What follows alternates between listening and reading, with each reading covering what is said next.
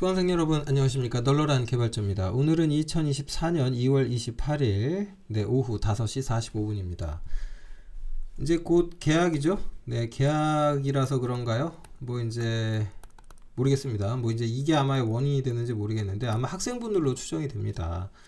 이제 공부하는 방법이라든가 이제 어떤 순서로 공부를 해야 되냐 커리큘럼에 관해서 문의를 많이 하시네요. 근데 이제 C++ 계열로 이쪽으로 이제 소위 이른바 네이티브 코드죠.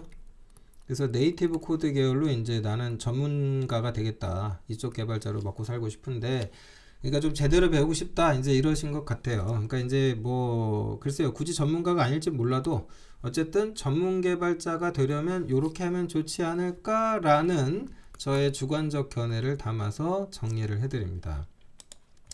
자, 기초이론으로 뭐 공부해야 되냐 이러시는 경우 있는데, 뭐 이거 정말 자신있게 말씀드릴 수 있는데, 제가 이 넓고 얕게 외워서 컴공 전공자 되기는요, 뭐 여러분들 다 아실 거예요. 저 비전공자입니다. 네, 근데 비전공자로서 하는 일은 무슨 전공자들도 힘들어할 그런 쪽 개발을 했단 말이에요. 어쩌다 보니 팔자가 그렇게 돼가지고 그렇게 흘러가 버렸어요. 네, 그 바람에 정말 스스로 그런 생각 많이 했거든요. 내가 진짜, 그러니까 너무 답답할 때가 있잖아요. 개발하다 보면. 뭘 잘 몰라서. 미치겠는 거예요. 내가 컴공과 나왔으면 참 이 문제 가지고 고민은 안 했을 텐데, 그런 생각을 이제 많이 했었어요, 저도. 그러다가 이제 어느 날 이제 정리를 좀 한 거예요. 비전공자가 뭐 출신이 내가 그러한데 나는 이제 그냥 IT 분야의 개발자로 살아가고 싶어. 그러니까 이쪽 어떤 뭐 전문가가 될 거야. 개발자 굳이 아니더라도. 그런 분들이 보셔야 될 얘기를 여기에 거의 다 넣었어요, 진짜. 그러니까 그것도 최대한 짧게 넣으려고 정말 했었어요. 그러니까 일단 이거는 제가 보기에는 완전히 기초, 센 기초입니다. 초울트라 기초 이론이에요. 그러니까 이 정도는 모르면 아예 아무것도 못해요. 예를 들어서 이런 거잖아요. 저 강의에서 논하는 수준이 이런 거잖아요. 1하고 다르다. 당연히 다르잖아요. 값으로 얘기할까요? 0x01인데 요 놈은요. 0x 3 하나잖아요. 그쵸? 이거를 모르고 뭘 알아야 될 거 아니에요. 그 마스크 연산이라는 말을 이해하려면 비트와이즈 엔드 연산은 알고 얘기를 해야 될 거 아닙니까? 당연한 겁니다. 그 다음에 전문가가 되려면은 반드시 자료구조 공부 하셔야 돼요. 자료구조 공부해야 됩니다. 이거는 프로그래밍이거나 뭘 배우든 다 배워야 되는 필수입니다. 그리고 선택적인 것이긴 한데, 암호화랑 관련된 얘기 있잖아요. 그러니까 실무자로 내가 정말 개발자로 취업하고 싶다 그러면은 보안에 대한 최소한은 아셔야 돼요. 그러니까 SSL 같은 PKI 기술 기반의 어떤 거는 알고 가라. 그 다음에 만약에 진짜 취업이 목적이다 그러면 네트워크 공부는 꼭 하고 가세요. 안 그러면 가서 후회할 겁니다. 아니면 가서 공부해도 되고. 그래서 뭐 이 네 개를 제가 권해드리지만 그 중에 이제 하나만 꼽아라 라고 하면 전 이걸 꼽고 싶어요. 네, 그러니까 이거 하나만 일단 배워라. 그리고 나서 이제 뭐 언어 배우고 뭐 이제 그러니까 C 언어겠죠. 이제 C 언어 배운 다음에 그 다음에 이제 자료 구조 공부하시면 됩니다. 그래서 이제 요렇게 좀 하시라. 그러면 이제 C++ 계열로 이제 어쨌든 길을 들어섰다 그러면은 방금 말씀드린 것처럼 뭐 넓고 얕게 같은 그런 상식에 해당되는 너무나 이제 기초적인 용어를 알고 있다면 그 다음에 이제 독하게 시작하는 C 정도를 하시면 돼요. 근데 이거 말고 이제 독하게 되새기는 뭐 이것도 있는데 이건 선택상. 여기 프로젝트에 이제 그 뭐 컴파일러 이런 얘기 약간 살짝 나오고 이럽니다. 뭐 이제 그런 거랑 뭐 라이브러리 만드는 거 뭐 스레딩 얘기 포함해가지고 C 언어 관련된 강의는 제가 만든 게 이 두 가지인데 이 강의에 대해서 잘난 척을 좀만 할게요.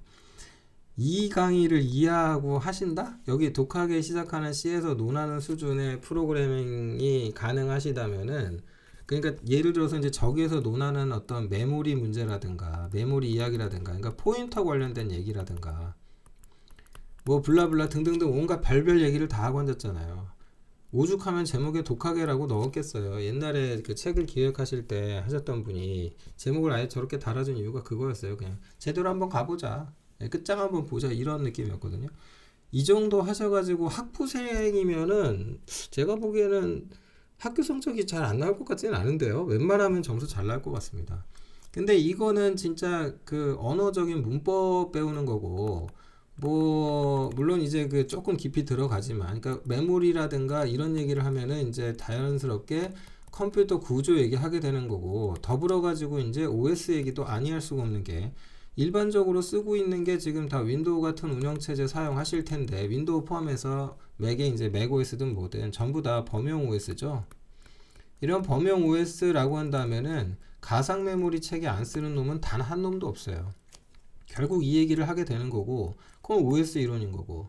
근데 이 얘기를 하다 보면 컴퓨터 구조 안 나올 수가 없는 거고. 그러니까 C 언어는 좋든 싫든 컴퓨터 구조론이든 운영체제론이든 그와 관련된 내용에 대한 이해를 어느 수준 이상 갖추지 못하면 못하게 돼요. 보통 이제 여기서 이 생각도 하시는데, 그냥 포인터만 저는 주거라 후벼판 다음에 이것만 끝장 봐가지고 다른 걸로 넘어가고 싶은데 괜찮나요? 하세요. 안 될 건 없습니다. 안 될 건 없다. 그냥 포인터까지 잘 하신 다음에 C++ 혹은 자료 구조로 나는 좀 넘어가고 싶은데요. 아니 괜찮아요. 가셔도 돼요. 자, 어쨌든 선형 자료 구조는 뭐 당연히 그러니까 연결 리스트 같은 거겠죠. 이런 거는 진짜 좀 그 막말로 껌이다. 이런 걸로 비선형, 그러니까 선형 자료 구조로 주소록 하나 만드는 게 뭐 대수입니까? 할 정도로 하셔야 되고요. 비선형 자료 구조는 개인적으로는 이제 B트리까지는 좀 공부하실 것을 저는 권합니다. 여기까지는 좀 공부해라. 여기까지는 꼭 좀 제발. 근데 B트리가 있고 B 플러스 트리가 있는데 차이가 뭐고 장단점이 뭐고 거기까지는 좀 가시면 굉장히 좋아요. 근데 이제 그런 거하고 또 뭐가 결합돼야 되냐면 운영체제나 이제 컴퓨터 구조에서 성능을 높이기 위해서 나오는 이론들이 있어요. 뭐 캐싱이죠. 쉽게 얘기하면 뭔가를 캐싱해서 뭐 CPU 같은 경우도 뭐 L1, L2 막 캐시가 있잖아요. 그게 왜 필요한 거고 이제 그런 얘기들까지 이해를 하시게 되면은 자연스럽게 뭐에 대한 이해가 끝나냐면, 그러니까 데이터베이스에 대한 기초적인 거, 뭐 SQL에 관련된 것도 있지만 이게 조금 깊이 들어가면은 이제 아이솔레이션 개념 나오고 뭐 이제 도큐먼트 DB나 이런 쪽에서 이제 샤딩 얘기가 나와요. 그러니까 이제 이런 병렬이나 이제 데이터 분산하는 방법이라든가 이런 얘기가 나오면은 그때 이제 굉장히 쉽게 좀 접근할 수가 있죠. 그거를. 네, 그래서 이제 중요해진다. 어쨌든 뭐 그건 나중 얘기고, 그래서 일단 C를 끝냈으면은 그 다음 선형 자료 구조, 비선형 자료 끝내고, 그리고 나서 이제 C++ OOP를 하시는 거예요. 근데 OOP는 이건 개념이에요. 저게 이제 정해진 어떤 틀이 있는 게 아니고 뭐 원론적인 얘기입니다. 상당히. 그래서 좀 쉽지 않은데 뭐 아무튼 그런 부분에 대해서 공부하시고, 당연히 여기서 나 이제 문법 다 배웠네 뭐 그래놓고 뭐 할 만큼 했어 여기서 끝 이러면은 아무 소용없어요. 반드시 미니 프로젝트를 하셔야 됩니다. 실력은 이때 늘어납니다. 이때. 그러니까 그동안은 쭉 공부했잖아요. 배운 거를 이제 써먹는 거예요. 실력은 그때 늘어요. 그게 이제 자기게 됩니다. 그러면 이 정도 배웠다면 미니 프로젝트 뭐 해야 될까? 네, 제가 권해드리는 프로젝트는 이겁니다. 늘 얘기하던 거, 고성능 주소록. 주소록에 이제 10만 개 정도 집어넣었다고 생각해 보세요. 그러면 이제 성능이라는 걸 논해야 될 수도 있을 겁니다. 그러니까 이게 완전히 주제가 달라져요. 고성능 주소록 이거. 그 다음에 이제 이런 얘기 잘 안 했었는데 이거. 예를 들면 HTML이라든가 JSON 문법이 있죠. 그걸 파싱하는 프로그램 한번 짜보세요. 그래가지고 비선형 자료 구조 배웠잖아요. 여러분 그 HTML 같은 거 공부해보면 맨날 나오는 게 얘기가 뭐냐면 돔트리 얘기가 나와. 근데 이 말이 참 웃긴 게, 아니 저거를 저렇게 해서 비선형 구조로 묶어놔야 뭘 하지. 저 당연한 건데. 근데 마치 뭐 대단한 것이냐 이제 돔트리 그러면은 이제 좀, 네, 아무튼 뭐 이런 게 이제 되게 뭐랄까 당연해 보여요. 돔트리라는 말이. 그러니까 이런 걸 한번 만들어 보시면 이게 당연하다라는 제 말이 뭔지 아시게 될 거예요.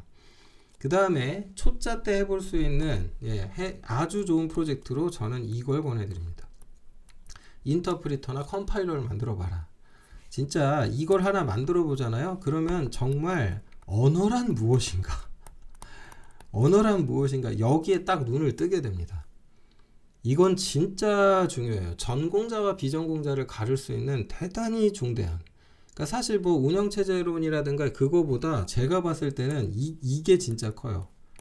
이게 언어란 무엇인가에 눈을 뜨잖아요. 그러면 나중에 새로운 언어가 나오든 새로운 뭐가 나와도 딱히 놀랍지 않아요. 그냥 뭐 쟤는 그렇구나 저러네.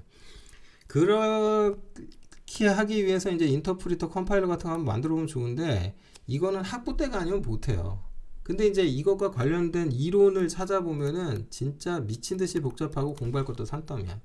근데 이런 거 관련돼 가지고 제가 책 2권 추천하겠습니다. 요거가 미리 좀 말씀드리는데 이 책을 만든 출판사로부터 저는 그 어떤 지원도 받지 않았고요. 내돈내산입니다.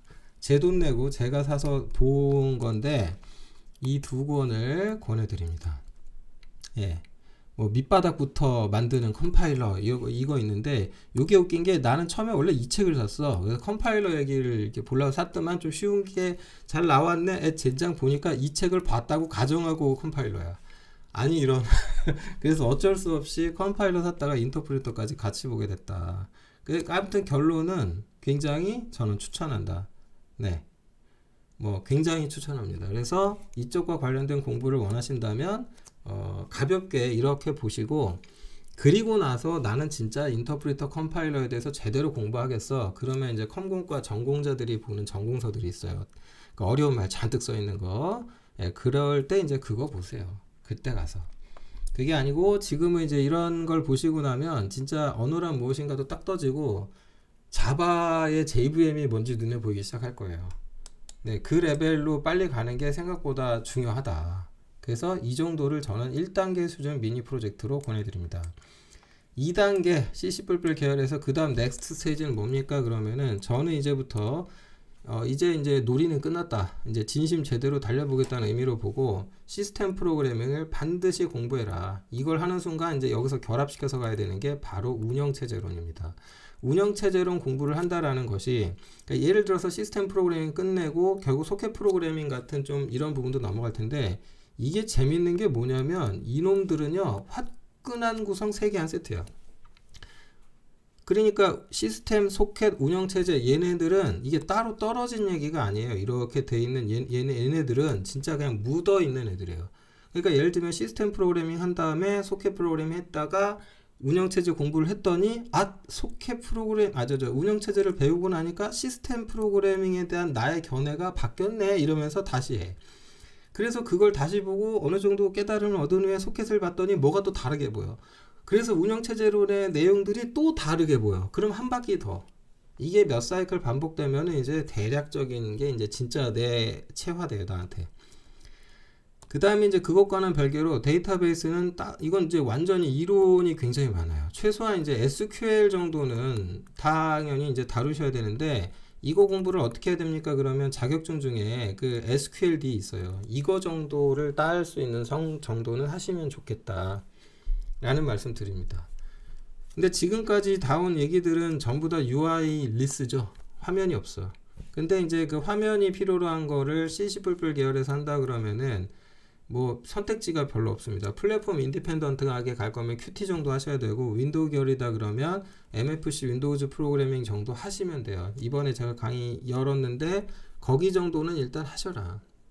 그럼 이때부터 미니 프로젝트의 수준이 바뀌는데 뭘 할 수 있냐면은 일단 이거가 되게 재밌습니다. 만드는 때도 재밌어요. 일단 테트리스를 한번 개발해 보는 겁니다. 게임이죠, 게임. 테트리스를 아주 원 없이 해볼 수 있어요. 왜냐하면 너님이 이걸 한 방에 만들 리가 없지 않습니까? 도형 하나 돌리는 것도 난리고요. 속도 조절 조금 했더니 또 난리고요. 뭐 이게 또 온갖 이상한 일이 나니까. 그래서 또 게임을 막 해봐야 되잖아. 그래서 어느 정도 완성도가 올라가지. 그러면 이제 공부는 안 하고 테트리스 게임을 하고 앉았어.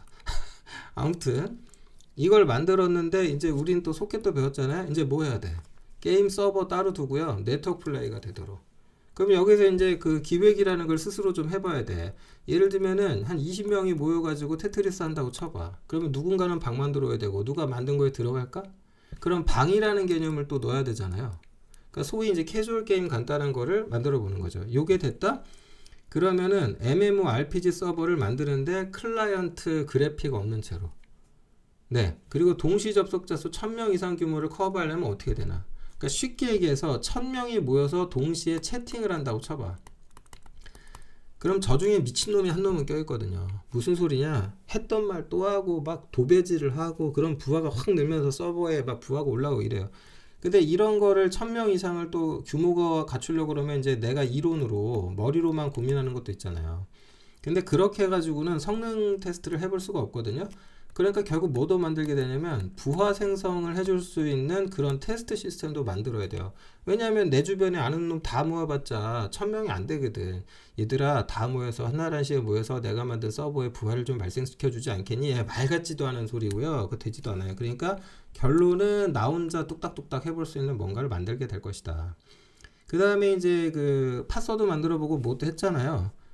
데이터베이스 한번 만들어 보는 거죠. 관계형 데이터베이스를 나도 한번 만들어 보겠어. 그러니까 마리아DB냐 그 MySQL이나 뭐 이런 거 같은 거를 뭐 그 정도까지는 아니더라도 한번 만들어 보겠다. 그런 어떤 생각을 가지고 도전해 보는 거죠. 그 다음에 이제 간단한 보안 소프트웨어 이래놨는데 아주 쉽게 만들 수 있는 보안 소프트웨어 중에 하나가 있냐면 뭐가 있냐면 NIDS가 있습니다. 네트워크 베이스드 인트루전 디텍션 시스템. 네트워크 트래픽을 읽어서 이제 악성 패턴을 탐지해내는 이제 이런 거를 할 수가 있는 거죠. 참고하시기 바랍니다. 이런 게 있어요. 이런 게 있다. 참고하셔라. 여기까지가 대략 2단계 정도 돼요. 이 정도만 하면은 제가 보기에는 뭐 이제 취업이 안 되지는 않을 것 같은데, 취업이 안 되실 것 같지는 않다. 취업이 잘까진 모르겠어도 될 겁니다 아마. 그 다음에 이제 2단계 요 수준까지 딱 했잖아요. 그러고 나면은 그때부터 한마디로 이제 뭐냐면은 경험자입니다. 경력자까지는 아니더라도. 그러니까 이제 초보자는 아닌 거예요. 뭔가 해볼 만큼 해본 거예요. 이 경험자라는 것이 뭐냐면은 버그에 의한 고통, 고통을 아주 이제 격상시켜서 이제 경험해 보신 이 레벨에 간 거야. 그러니까 이제 자신을 원망하는 수준. 이 손가락이 문제야. 그놈의 술이 왼수지 뭐 등등등. 술 먹고 코딩하면 코딩이 잘 된다. 그러나 이제 늘 버그는 이제 그런 거죠. 코드에서 술 냄새가 나게 된다는 게 문제입니다. 그로 인한 고통을 경험해보고 그걸 극복하는 단계에 이제 간 거죠. 그 다음 마지막으로 공부하셔야 될 게 뭐냐? 디자인 패턴입니다. 그때 가서 디자인 패턴을 공부하고 뭐 예를 들면 블라블라 원칙 시리즈들 있어요. 그러면은 그때 이게 보이기 시작해요. 왜 그렇게 하라고 했는지 이제는 이해가 됨. 그러면은 이제 정말 해보셔야 될 일이 뭐냐? 방금까지 미니 프로젝트 한 거 있죠? 코드를 다시 열어보세요. 얼마나 후진지 알게 될 겁니다. 나보고 다시 짜라고 그랬으면 저렇게 안 짰는데 얘 좀 알고 나니까 이제 요렇게 해봐야겠다 이렇게 갑니다. 그러면 이 레벨에까지 와서 할 수 있는 미니 프로젝트라는 게 있을까? 이 수준까지 오셨다 그러면요, 이때는 미니라는 말을 빼는 게 맞습니다. 네, 이때는. 그래서 이제 할 만큼 하신 거예요. 그래서 뭔가 프로젝트를 제대로 수행하시게 된다. 뭐 그런 의미로 이해하시면 됩니다. 그래서 제가 보기에는 이제 디자인 패턴들 보면 다들 요거 취업 목적으로 공부하시는 경우가 굉장히 많아 보여요. 제가 보기에는. 특히 이제 자바 계열에서는 워낙 이제 프레임워크를 사용하는 경우가 많다 보니까 기본적으로 뭐 스프링 프레임워크가 기본이고 하다 보니까 이런 거를 막 초보 때 많이 왕창 배우는데 이 디자인 패턴이 정말 주옥 같은 내용이구나 라는 거는 이러한 그 고통을 경험하지 않은 사람들은 저게 왜 좋은지 몰라요. 왜 저래 하는지를. 이걸 알고 디자인 패턴을 배워라. 그러면은 보일 거예요. 디자인 패턴 중에서 실제로 조금 쓸만하다고 싶은 거는 몇 개 안 돼요. 개수가 그렇게 많지 않아. 저게 몇십 개 되잖아요. 근데 그 중에 중요하다라고 하는 건 10개가 안 돼요. 나머지는 좀 곁다리로 저렇게 하면 좋겠네. 뭐 그렇겠구만. 이 정도지 이거 좋은데 이런 건 없어요. 그래서 이 정도를 끝내고 나면은 그때부터 이제 이거가 제대로 만약 여러분이 공부하시잖아요. 그러면은 인터프리터나 컴파일러를 만들었을 때처럼 그런 현상이 벌어져요. 프레임워크란 무엇인가? 이것에 대한 나의 식견이 생겨. 네, 그런 게 생겨요, 이제. 제대로 하고 나면. 이래서 프레임워크가 필요한 거구나. 뭐 어쩌는 거구나. 그러니까 언어에 대한 이런 거, 그런 거에 깨달음을 얻듯이 디자인 패턴은 깨달음을 얻게 해줍니다. 정말 제대로 뭔가 쌓은 다음에 공부하게 되면 그렇게 돼요. 자, 그러니까 이제 따져보자면 이렇게 가는 거죠. 순서를 정해드릴게요. 1번 넓고 얇게 외워서 이 정도 있죠. 저기서 논하는 정도는 일단 알고 출발해라. 그런 다음에 이제 뭐 해라? C 언어 배워라. 제대로 빡세게. 예, 그리고 이제 이때 뭐 메모리니 뭐니 이런 데 집중하시고, 그 다음 해야 될 건 뭐다? 선형 자료 구조. 그 다음 비선형도 할 수 있으면 좋겠고, 만약에 한다 그러면 여기도 4까지 넣어 줄게요. 그런 다음에 이제 그 저거 해라. 저 OOP 넘어가라. 그리고 나서 이제 미니 프로젝트 하시면 좋겠고, 이 미니 프로젝트에서 저는 필수로 좀 했으면 싶은 개인적 바람은 인터프리터 제작하기다. 이 정도를 해봐라. 어려운 책 말고 최대한 쉬운 책 사서 읽어라. 예, 저런 책 네, 권해드리고요. 그 다음에 이제 정리하면은 이제 또 프로젝트죠. 이론이다. 이론 참. 또 이론이네. 이번에 시스템 프로그래밍, 뭐 그 다음 소켓 프로그래밍 공부하고, 그러고 나서 운영체제 공부하고, 그리고 나서 이제 GUI 정도, MFC 정도 간단한 거 한 다음에 테트리스를 만들어라. 11번. 네. 그리고 나서 이제 여기에서 뭔가 한다 그러시면 좋고, 네, 미니 프로젝트를 11로 가져갈게요. 그러고 나서 이제 마지막으로 뭐 해라? 네. 이제 12. 그러면 리팩토링이 눈에 보일 거다. 2단계로 대충 따라가는데 시간이 얼마 걸릴까? 여기서 중요한 건 또 그 얘기 아닙니까? 그러면 여기까지 공부하는데 시간 얼마나 걸릴까요? 이걸 저한테 물어보실 수가 있는데, 이건 개인차가 있습니다. 그러나 여러분이 한 가지 알아두셔야 될 거는요, 제가 말씀드린 딱 이 정도를 어떤 사람은 4년 동안 학교에서 공부합니다. 4년간. 네. 그러니까 짧게 잡지 마세요. 죽기 살기로 해서 나 이거 6개월 안에 끝내고 싶어요 라고 하시면 할 수 있어요. 할 수 있는데 제대로 될 가능성이 매우 낮다. 네, 6개월 안에 이걸 해내실 수 있다. 그러니까 밑바닥부터 시작해서 딱 이 3단계의 미니 프로젝트 어느 단계까지 오는데 6개월 만에 하겠다? 저는 불가능하다고 봅니다. 소위 그 천재가 아닌 이상.